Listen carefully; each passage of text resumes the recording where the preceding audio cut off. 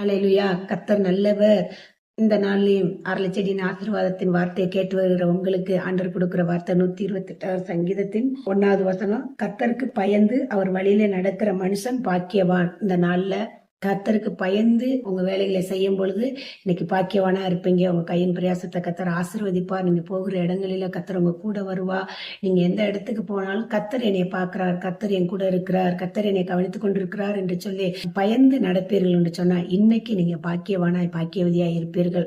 இந்த 128வது சங்கீதம் 1வது வசனத்தின்படி இந்த நாள்ல கர்த்தர் உங்களை ஆசீர்வதிப்பார்.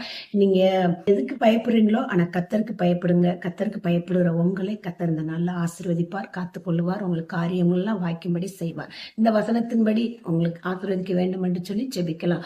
பிதாவாகிய தெய்வமே உம்மை துதிக்கிறோம், குமாரனாகிய இயேசு கிறிஸ்துவே உம்மை துதிக்கிறோம், பரிசுத்த ஆவியானவரே உமக்கு நன்றி செலுத்தி இந்த நாளிலையும் இந்த வசனத்துல ஆண்டவரே சொல்லப்பட்ட வார்த்தையின்படி இதை கேட்கிற, பார்க்கிற, விசுவாசிக்கிற, நம்புகிற ஒவ்வொரு கர்த்தருடைய பிள்ளைகளும் உமக்கு பயந்து இருக்கிற உம்முடைய பிள்ளைகளுக்கு இந்த நாள்ல காரியம் கைகூடி வரட்டும், நன்மை கிடைக்கட்டும், எதிர்பார்த்த காரியங்கள் வாய்க்கட்டும்.